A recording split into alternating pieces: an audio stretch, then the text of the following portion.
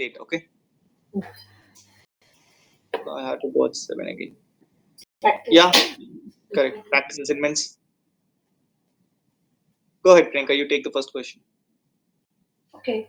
So, which of the following statements is true? Yeah, it is not possible to achieve concurrency without parallelism. That is false. That they are absolutely independent. It is not possible to write a synchronous program in the JavaScript language. No, that is also false.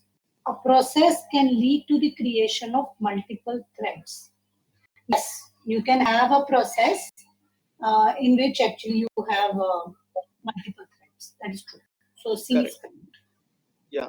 So, what is the first option? It is not possible to achieve concurrency without parallelism.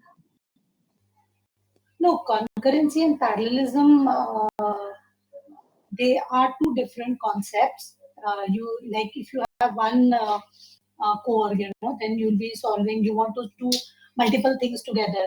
You break your task into smaller things, and you try to do multiple tasking concurrently. While Okay. parallelism is that you have multiple resources. Maybe you have So, multiple my CPUs. question is, what are they trying to say here? Are they saying that we need concurrency and parallelism?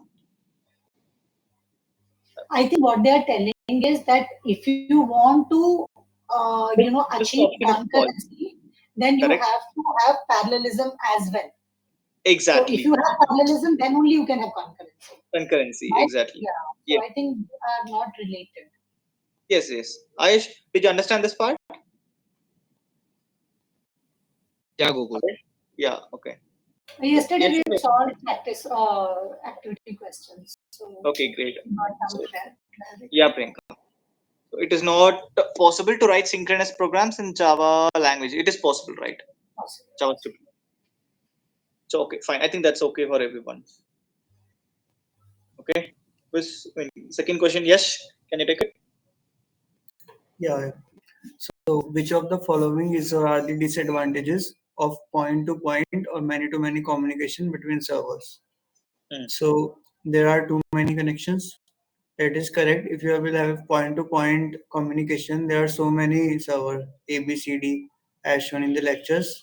So, even if you have A, B, C, D, four servers, there will be too many. If you will connect A to all three, then B to all three, C to all three, there will be too many connections. But And the due to this, yeah, is it an advantage or disadvantage? it is a disadvantage.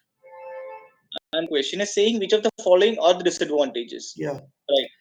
So So and that yeah, that's correct. Go ahead. yeah. So the scaling becomes very difficult in such architectures, which is correct. Whenever you will add another server, you will have to have four more connections if there are already ABCD available. Okay, So that the scaling, decreasing or increasing of servers will become difficult. correct. Third Okay. is there may be connections which are never used at all, which is correct because Mhm. a server which is connected to all the rest of the servers, you will hardly use all the connections. Hmm. So all three are correct. That's right. So the point-to-point connection requires n square, which is n number of servers connections in network. Okay, there may be few connections which are never used in the entire flow. That's fine. The addition of new server in such a network becomes difficult as it requires to be connected to every other server in the network. Yeah. Fine. Okay. This is okay for all, Priyanka? Any questions, Ayush? No, Oh, Gokul. It is straightforward. Okay. Ayush Gupta, you take this question. Okay. So which of the following so which of the following statement is false? Redis use RESP protocol for communication between the client and the server. A Redis server uses the port number 6379 by default. Redis was primarily designed to be a message queue, or none of these. Okay. So RESP protocol for communication is a true, What is this RESP and protocol? this is I don't remember exactly, but I know like uh, Redis use RESP. Some Okay.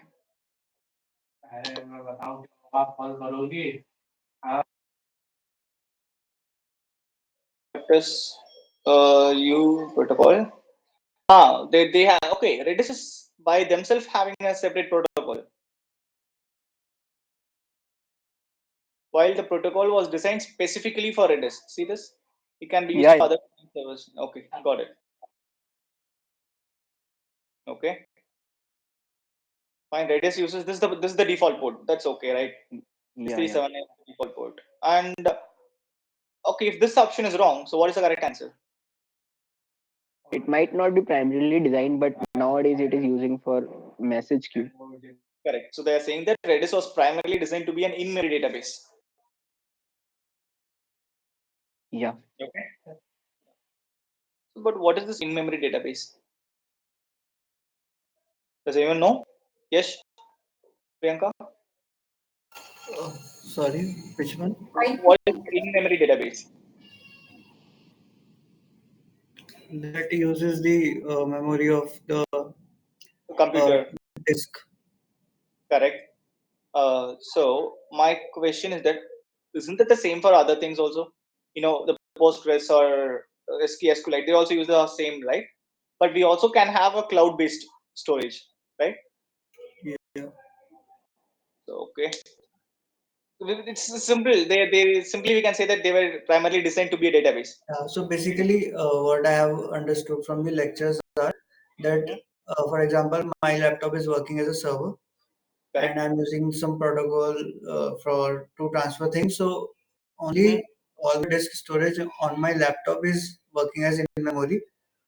I don't have to connect to any other server or cloud-based platform to access the data to send the data back to the client. Yeah, correct. Yeah. Okay. I think this question is okay, right? Any questions? Priyanka is not having no, question. no. Yeah, yeah. Okay. This is for Ayush Goel. Yeah, Gokul. Yeah. Which of the following is are good in terms of giving a better user experience? Hmm. The use of blocking non-threaded web servers, the use of threaded web servers, the use of separate dedicated machines for performing asynchronous computing intensive tasks. Let's go one option at a time. Yeah, okay. So as we have watched the lecture, so it says threaded web servers is good for the user better experience. Mm-hmm. Right. And the so B option will be right, and in the first option we have non-threaded, Correct. and in the C option we have the use of separate dedicated machines for performing asynchronous computing intensive tasks. So is it saying we should have a separate machine for every task? Not every task. Intensive task. These are, for Okay. example, doing a machine learning model or something. We have Yeah, studied, right? It takes like hours or days to yeah, do calculate stuff. yeah. It will be better, I think, for the user experience. That's correct. So first option is wrong. So that's why. Yeah. Priyanka, okay with that? Yes. Aish, Gupta, yes, everyone is fine, right? Yeah. Coming back again for this question, Priyanka, this is your question. Okay. Which are the following is the are general principles for task user? Pushing a task onto a queue should be faster than executing the task. Pushing, no, it should be the other way around. Sorry. No, what is this? Correct. This is correct. You should. It may take more time for you to push, but then execution should be fast. There No, may it's the opposite. opposite only. No, that's what. Okay. They are saying that if the execution of the task is taking like 2 minutes, push it to the Hmm. task queue, which should take just 0.1 second. Correct. Pushing should not take consume that much time. I mean, it is to say that if you have to push a task to queue, it should be Hmm. only something that is going to actually take a lot of time. It is something trivial, then there is no sense in pushing to a queue or Correct. something. Pushing it to a It should task be queue. more time consuming and more, Yes. not that useful. Yeah. Correct. Yes.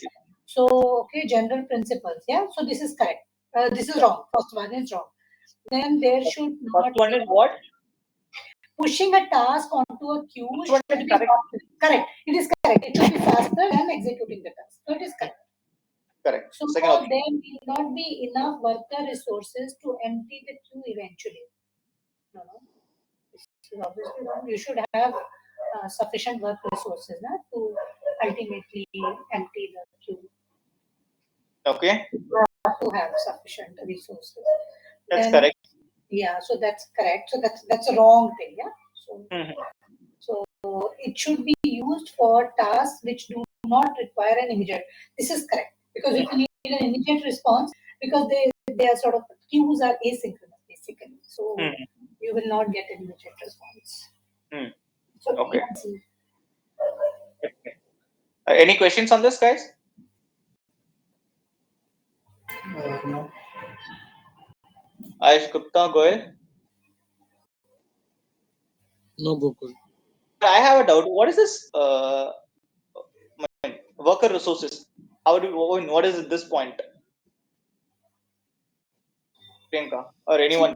Yeah, Who, worker resources are basically everything. Like whatever you have to need to use. See, it could be your servers if you are utilizing those, or whatever is distributing. So ultimately, everything has to be what to say, forwarded to servers to carry out the business. Huh?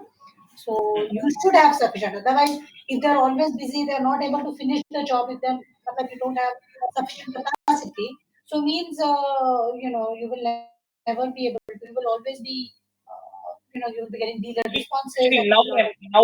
now I'm able to understand this. You know what will happen sometimes when we are trying to. I mean, when the results are out, right, or when the course is starting, or during the deadline of our IITM. Hmm? So everyone tries to submit the answers, Correct. right? You are right. And the server crashes Correct. sometimes, right? So probably that is the reason. So we are saying that they should have enough resources to enter the queue eventually, right? Correct. And that was a good one. Yeah, thanks for that. Okay, next question is for Yash again. Yes. Yes. So, which of the following is correct regarding message queue? It allows different parts of a distributed application to process messages asynchronously, Mhm. which is correct. So that's why it is a queue. So it processes the messages asynchronously. Correct. Parts that queue the messages are called producers. That is correct. Parts that dequeue the messages are called consumers. Correct. So producers, the people that are producing the message, queues a message inside the queue, and the consumers take it out or Hmm. dequeue it. Correct. And the option is incorrect since B is correct. So basically, what I can take is that. So let's say like we are generating thousand operations, right? Yes. Yes. So parts that queue the messages are called producers. So there are different workers, which let's say like we are having 100 workers, for Mhm. example, and so these are the workers, right? So we keep on we are giving 1,000 tasks. So and the tasks are getting split into the 100 workers ideally. Yeah. So whichever the part that dequeues the message are called as consumer. So what do I say that? Can you elaborate on that? Yeah. Actually, so whenever there is a task, so the producer of a message gives some instructions or pass some information using a message to a server or someone. Hmm? So he puts a message in the queue, right? Correct. So Producer. and the consumer who needs to see that message will dequeue it from the queue when he Okay. gets it. Correct. Okay. Got it. I think it should be okay for all, right? Yes, Shayesh, Priyanka.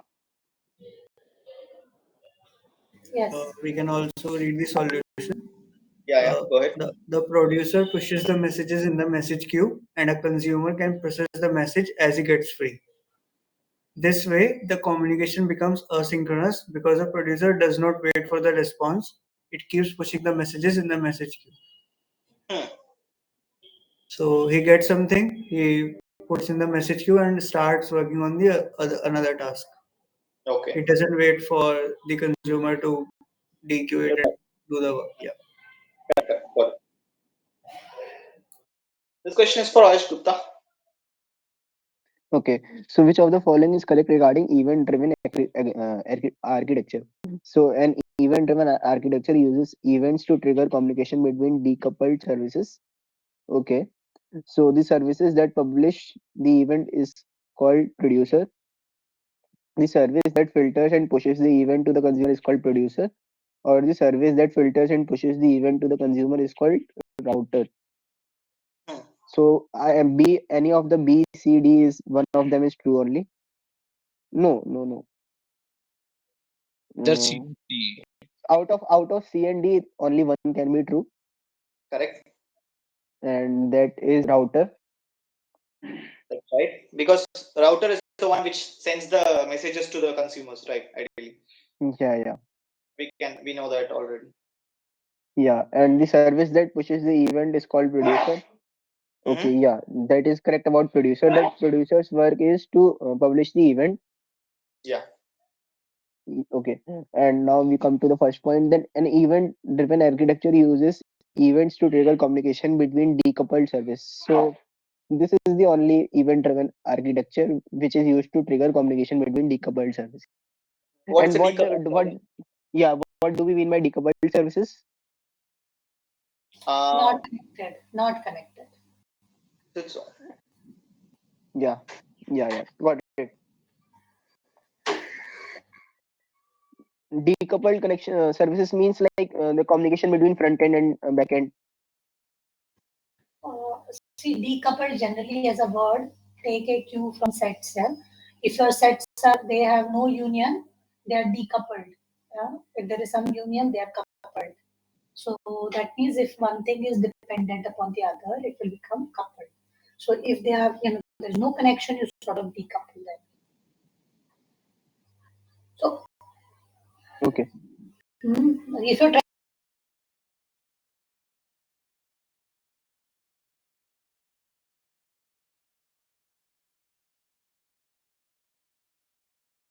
okay. Is that fine, guys? Hello, am I audible? Yeah.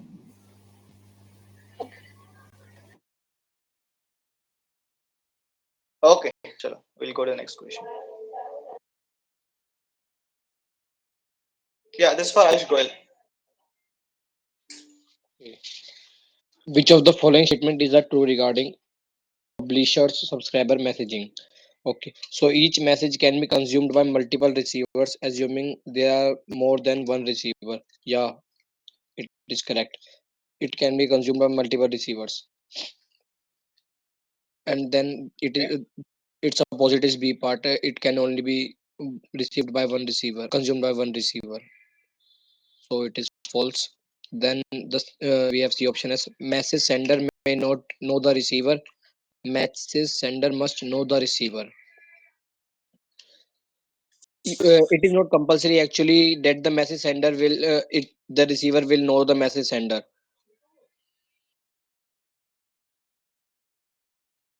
It's the opposite, right? They are talking about the opposite. They're saying that message sender may not need to know the receiver for a broadcast message, right? I think message sender must know the receiver, no? Not necessarily, bro. See, this is publishers or subscriber, right? See, publisher or subscriber messaging. Yeah.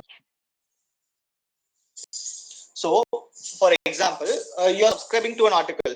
Like, let's say, like 10,000 people have subscribed to an article, right? Okay. Now, tell me, do you think the message sender must know the receiver? Okay. It is about like publisher and subscriber. Okay. Then the publisher may not know how many number of subscribers and what are those subscribers. Okay, I got it. Correct. Yeah. I Now, think see, we now, can draw parallel from YouTube also. Na? You can have subscribe, you can subscribe. So the YouTuber may not know that how many people have subscribed. I mean, he may know the number, but he may not know that who are the exact subscribers. exactly, right? What is the B option? Which is wrong, right? Each message can be consumed only by one receiver. Which is not the case. It's not the case for a publisher or subscriber messaging, right? So one-to-one communication, Yeah. that's true. one-to-one communication, we can say like that. Okay, I think that's all with this. We'll go to the graded assignments. We'll finish it off these also. We'll try to see. Okay. Again, we'll go from Priyanka. Where shall we start from? Let's read the question first, Priyanka. Okay. So this thing is, if a user visits index HTML at 10 a.m., then what will be logged in the console approximately? Yeah. Okay. Mhm. So let us see. Go to index.html first, right? Yeah. So Wait, we have view app.py. We have an app.py also. yes. So We'll in read this, it. yeah. So if we have a slash, yeah, at slash, so it sleeps for 10 seconds. So after we will put the, okay. So after we put the, when we log in, after that, like it says now, then it sleeps for 10 seconds, yeah. Correct. And when we go to slash profile, it sleeps for 30 seconds before printing it to console, I guess, yeah. So let us now see what further. Okay, so what I can tell is, for if he is going to the slash route, it is going to sleep for 10 seconds and it is going to return the time after 10 seconds of the slash. Okay. Okay. Right. Okay. So and it is returning it as a JSON. That's the first thing. For the if someone is going to profile page, it is going to take like 30 seconds, and if he is going at 10 seconds, so it's going to take 30 more seconds. So 48 second will be returned. It will be returned after 48 seconds with 40 as the time. Correct. Right, not 10 as the time. Okay. So Okay. Yes, please. You can go down. correct. So these are all fine. Yeah. Script we So have you here. can see what he's doing. We can see res one, res two. Hmm? No, please slightly. Okay. So res one, res two.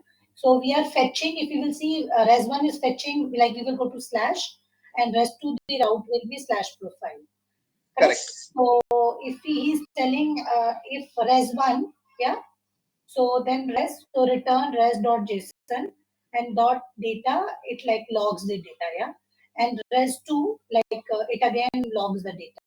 Now, the thing is there anything else? Nothing, na? So yeah, so it is telling test. So it is going to test means actually he is going to go both to res1 and res2. There are no conditions.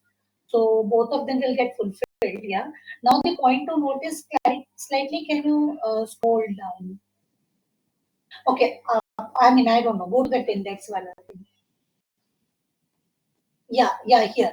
See this app name is equal to main and app dot run debug is equal to true. Actually, here you have to mention whether you want your request to be threaded or non-threaded. So if you want it to be threaded, Yeah. yeah, if you have want it to be threaded, we have to specifically mention it. Otherwise, it No, is no, no, no. pulled down. Actually, but default is true. Threaded is true. If you want it to be unthreaded, you would write for. Correct. So if you want it to be threaded, then the default is true. So that means it is going to be threaded. So threaded means that like both the things will be sent together, both the requests. So if we will see, that means res1 will print after 10 seconds and res2 will print after 30 seconds. So what we will get printed is at 10 seconds we had done. So 20 and 40 would be the approximately what will get printed to console. So B option. That's correct. So it's going to be threaded, right? So it means like two parallel operations. I mean, this can accept two parallel requests. Okay. Is it fine for others, guys? Gokul, can you explain again? I am unable to understand. So how much did you understand, Aish? Aish. I only understood the RAS function only last. Okay. Did you understand these two part? Did you understand the Flask app.py? Yeah. Okay, good. So what is happening here is that since Yash told you would have heard it, right? It's they are threaded.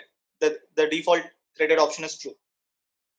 Means the server is running in a threaded mode. Okay, which means it can accept multiple fetch requests simultaneously.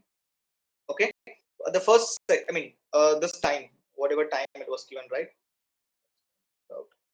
Okay, so 10, 10, 10. So this fetch call is being done, and same time you're doing two fetch calls, right? They are in synchronous.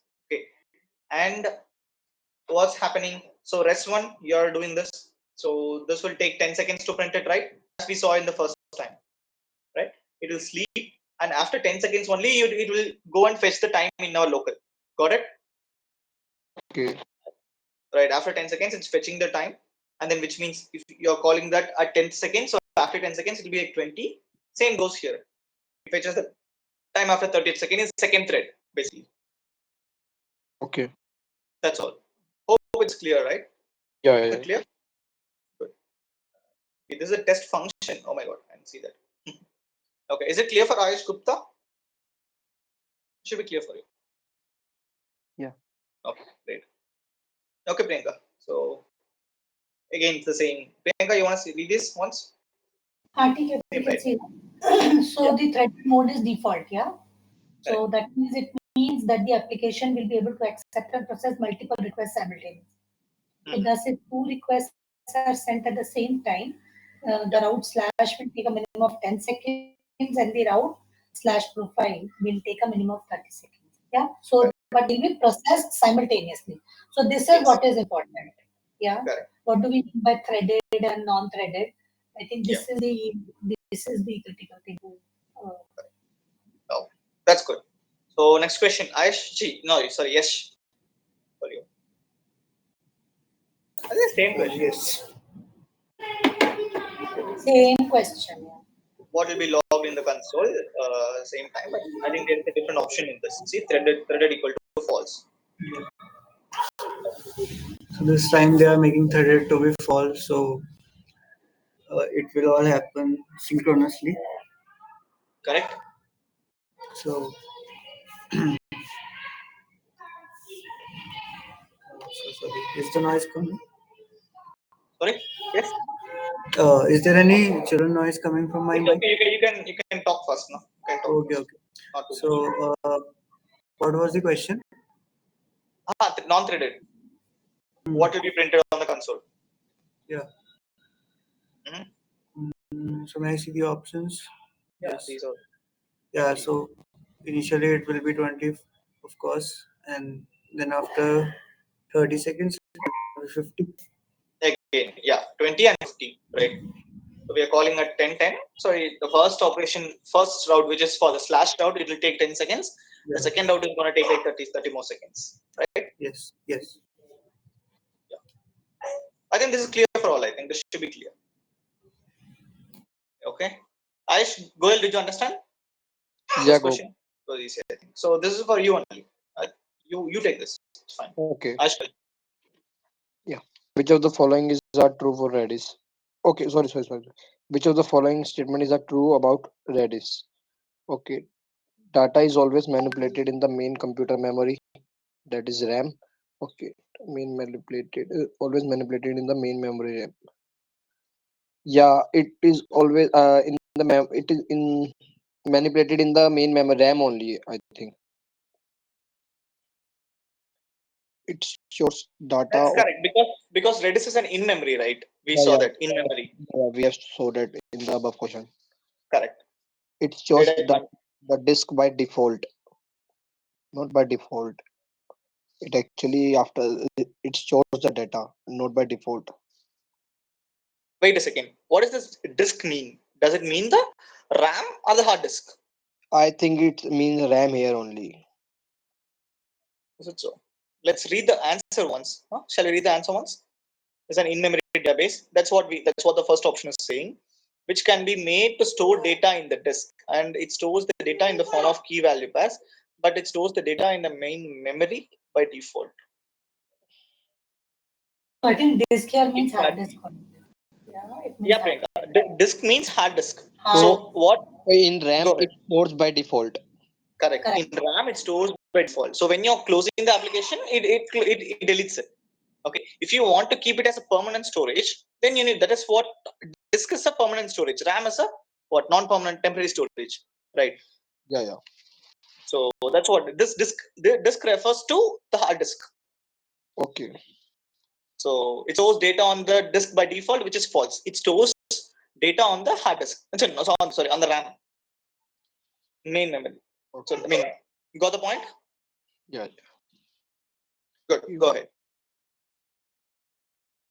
Okay. So data cannot be reconstructed back. Right. It is in memory.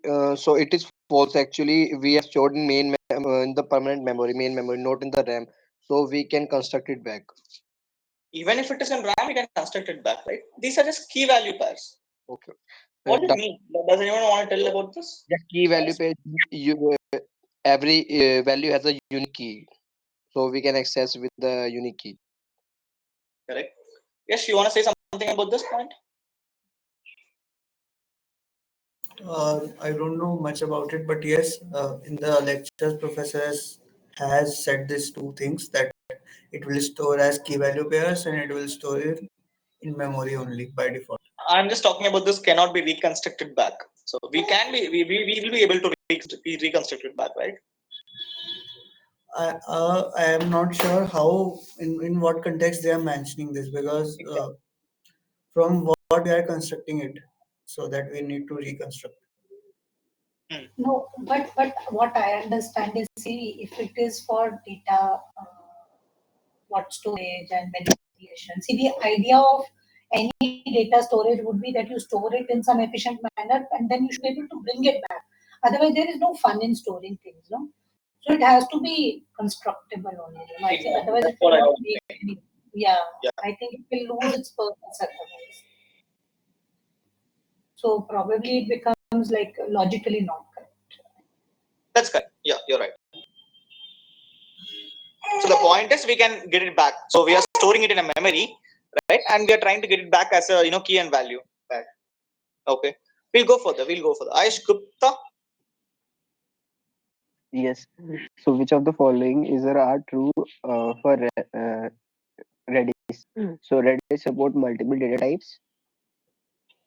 I think yes.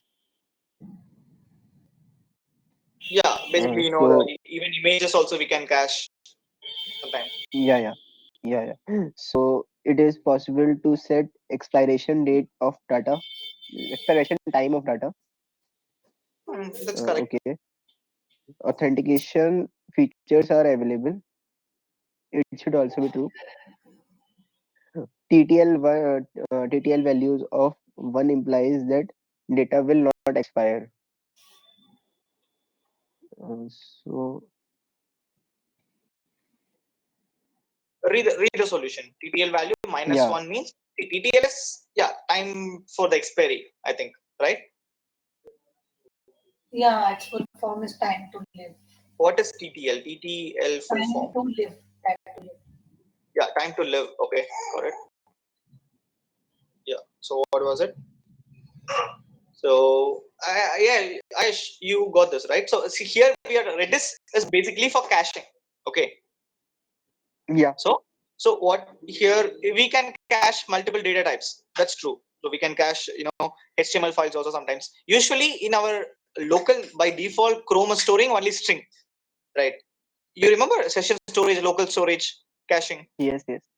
Okay, so they are strings. But in Redis, you can also store multiple data types. That's the first thing. Second thing is it is possible to set time expiration of the data. Yes, you guys seen Redis? I'll be Gone through back within 2 minutes. Sorry, No, Anka? I've not seen that. Sorry, you have I'll be not back seen. within a minute. Yeah. Okay, probably it's you can look at this in the screencast. This I have it last time, but I don't have the server up and running as of now. Okay, later I'll teach you guys. Okay, but it is Can you possible. describe it briefly? I mean, why it is required? Why it is required? Okay, I'm back. Specifically, why Redis only? Okay, not Redis only. You have some other things also. Okay, I tell you what is the purpose of Redis. Yeah. Okay, you remember we were doing this local storage and the session storage, right? Yes. Yes. Okay, so there we can only do caching. We can cache it, right? Session and local. You can set an expiration time, Okay. right? So if you want to like take it, then you need to do a set timeout function and then do that, right? Which means your JavaScript should be active or something like that, right? Hmm. So if you Right. have Redis, it will run in the background, and there you can put the timing first thing. Then different types of data you can store. Again, it comes to the same point. Got it? Yeah. Yeah.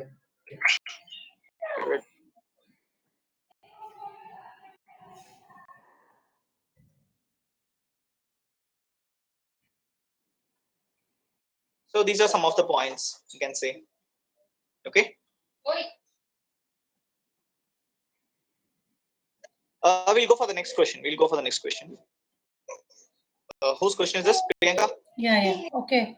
What of the below is true for salary? Yeah, salary systems can consist of multiple brokers. Workers and clients will automatically retry if connection is lost. Redis and RabbitMQ are the only supported brokers with salary, and it has features to monitor and schedule tasks. Okay, let's go one point at a time. Mhm.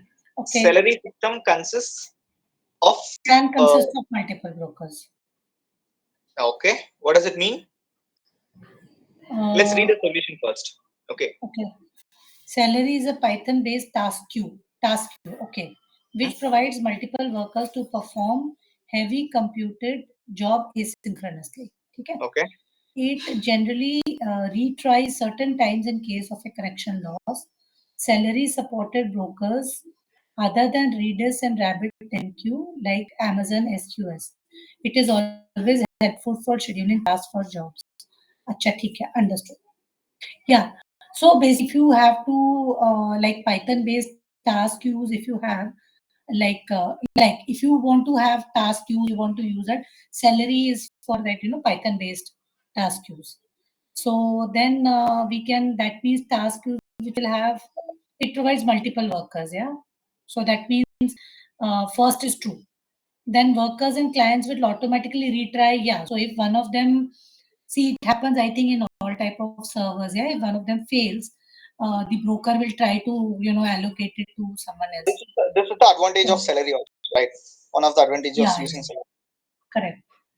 So then Redis and RabbitMQ, no, I think that there's a longer list of which all are supported brokers with salary. And this thing has features to monitor and schedule tasks. So as per the answer, it seems that it is possible to schedule and monitor the tasks. Correct. Okay, I think Priyanka, you know about these, right? Let's ask other people. Yes, I think you're kind of new for these, right? Yes. Okay, can you tell me what you wanted to ask? Yeah. Actually, I haven't seen this salary lecture yet, but from this, I could understand Yep. what is there in the options. Mhm. So I would say that salary we mostly use it for background tasks and scheduling. Okay.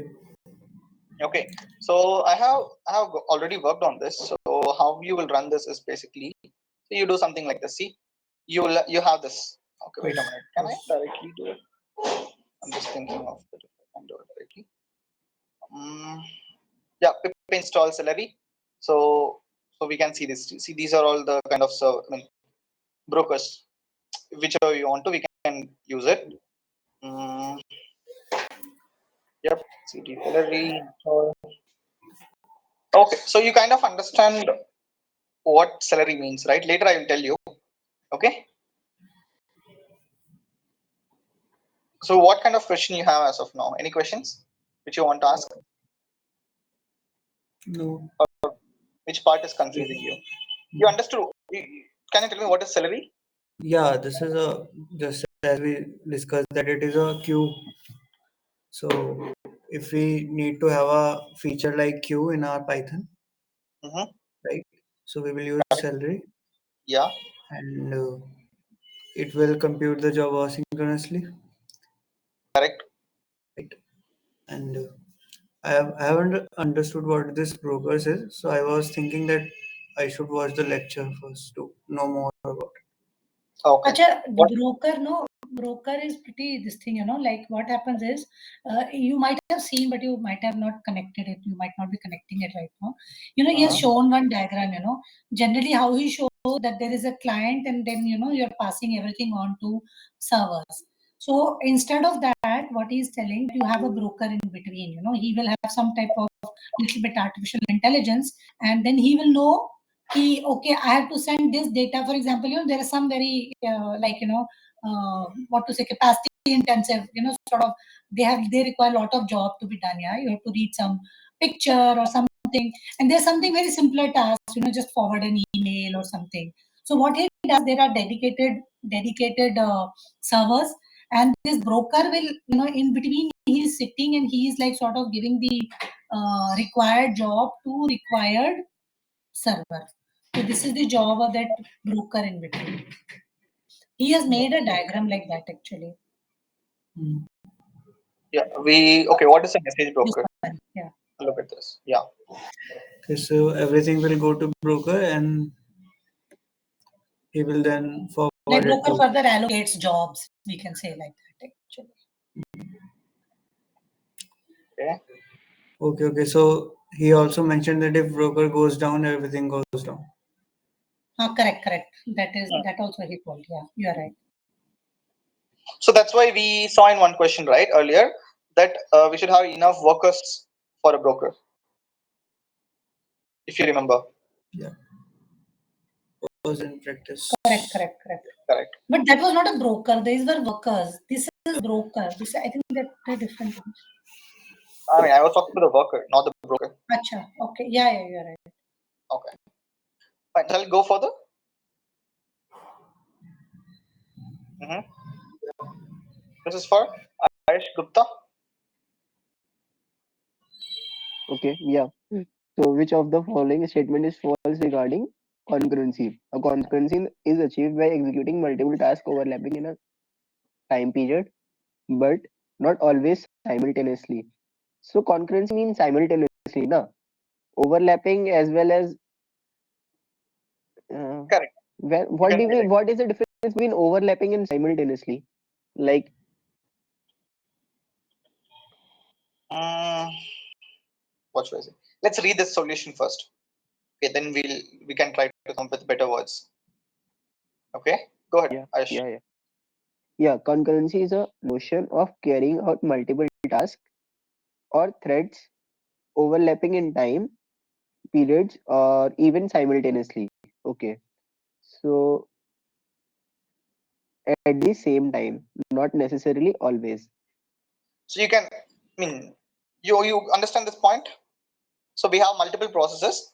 Okay, they are happening at the same time, not necessarily always, but it can happen in the same time, Okay, right? So that's what they are saying here. okay, yeah, yeah. We can go to the next point.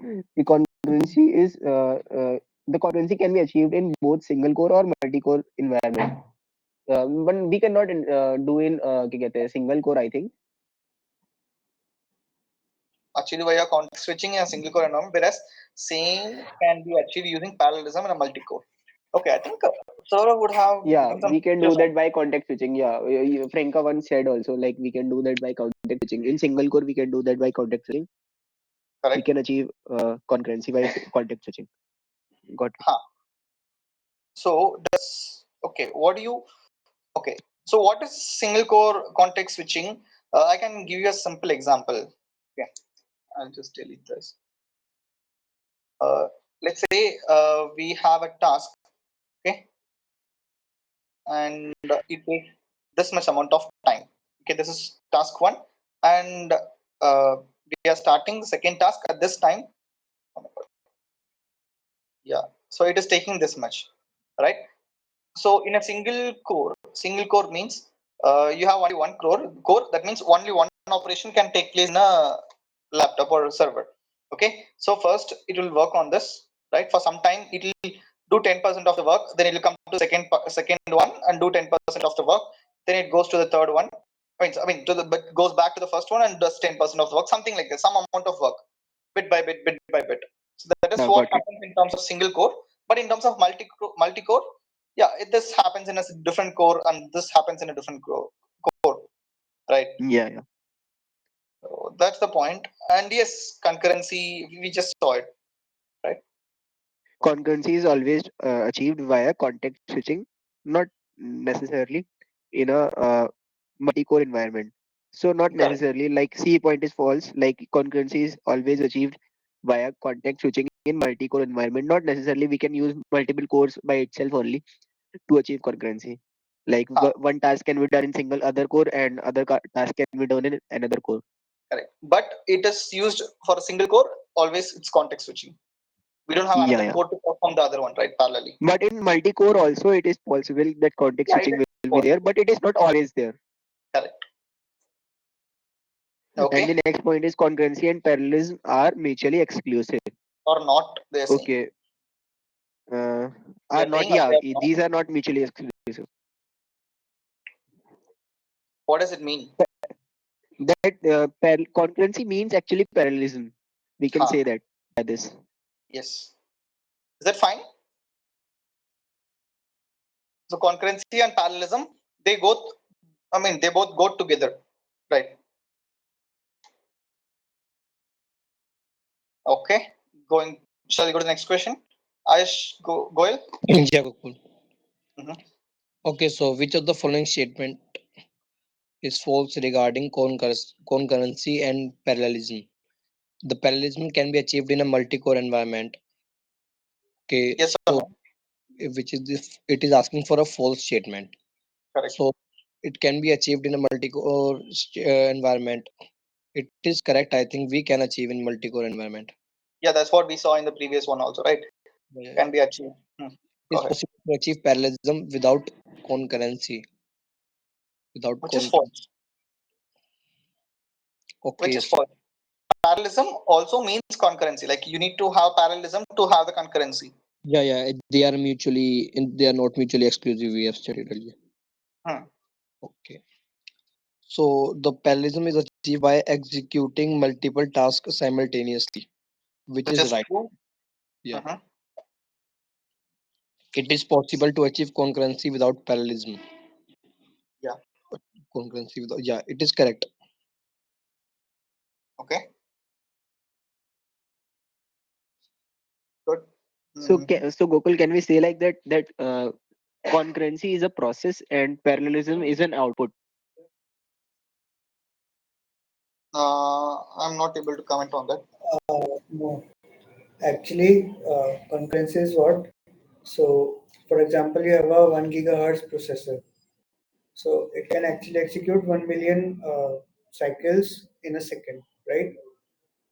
So concurrency is a smart way of handling the task that you will perform certain amount of tasks uh, synchronously. Then you will pause it, do other tasks, and your processor will keep on doing it, and you will feel like that it is happening simultaneously, but actually it is not. But in parallelism, you will actually do it simultaneously. Either you will have multiple processors or multi cores, they will do your task simultaneously in actual. Hmm. Okay. So if you have a quad core processor, you can do 4 tasks simultaneously, but you can have so many tasks in concurrent with 4 cores only. Hmm. Okay, I'll give a physical good example. See, supposing you have to board a bus, yeah, and you have ladies queue separate and gents queue separate, yeah. So when she says, "Arey, one lady from here, one gents from here," yeah. So what you will see ultimately, if you are looking from sideways, you will see that both the queues are moving. Correct. So as if both the people are, boarding the bus simultaneously. Correct. But if he opens both the doors and he says one person can, the gents can board from front and ladies can board from back door. So what will happen then? That is parallelism because you are filling the bus in parallel. So this is a practically the same thing, you know. Nice. Why we are telling that parallelism cannot be achieved without concurrency?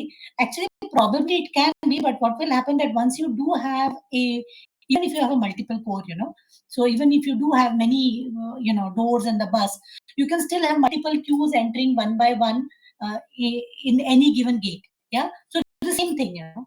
So while concurrency, you know, even if you have one gate, you know, you can achieve concurrency. I think that sort of should clear, physically. I think it's happening like that. That is how I imagine for myself, you know, how it must be Okay. happening. All right. So, shall we call it today? I have to go now, please. 7 o'clock. Tomorrow we'll have a session. Okay. Yeah, yeah, Morning sure. we'll have.